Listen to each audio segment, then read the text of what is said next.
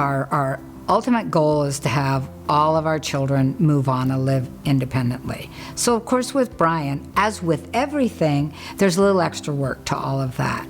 So we started, my husband and I, looking early on with the parents that we became friends with that had children with disabilities. Figuring out, and literally this is what you do. Who does my kid get along with? Not only that, who do we get along with? Because you're going to have a responsibility in this too. So we were looking at another friend whose name also happened to be Mark, but as the boys grew up, their personalities really conflicted. And so that did not turn out to be very good for us. But we found another parent and we said, all right, how are we going to make it so that they can live independently? At the time, neither one of them qualified for a core waiver, mainly because we just had too many natural supports built around. So we said, how do we get them out? How do we support them? They both had Medicaid personal care. And we said, well, what kind of supports do they need? Well, basically, these two young men, because we had been risk-taking with them early on and planning for them to move out, they really just needed the amount of support that they'd get from Medicaid personal care. So Carla and I came together, that's Mark's mother, and we basically just said, this is what they need to survive. We're all around. Everybody drops in periodically, and there they are. So we built toward that. And we worked on getting these boys moved out. They didn't move out till they were 23. We started working on it at about 20.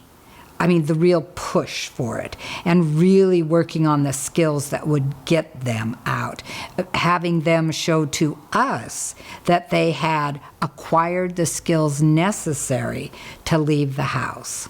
Restrooms, motherfucking, what are they? So they've been out living on their own for 2 years. We started in an apartment with the boys that was at the other end of town, so about 12, 15 minutes away. It was a nice apartment, 2-bedroom. We met the people next door. You kind of, again, 10,000 eyes. 10,000 eyes and risks. The 10,000 eyes are probably the most important to let us know if something came up. Rehearse with the boys what to do if the fire alarm went off, all those basic things. They were right next to Kmart and the bus stop, so they were in a really good spot. They did have a little problem, though. Their toilet broke, and it flooded the bottom apartment. They were on the second floor. And so we decided after that we would really like them closer to the neighborhood that Brian had grown up in and that Mark had gone to school in. So we started looking for a place closer to our home.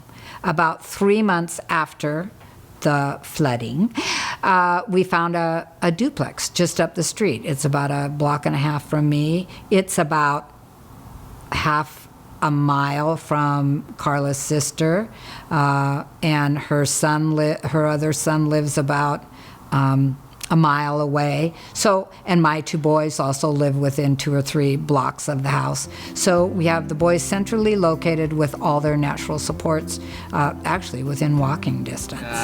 We try and get out and do as much as we can. Shopping, we go do the shopping stuff. We go do, like going to games when we can, baseball games. And we like going on walks, we do a lot. So he lives right up the street, so it's really easy.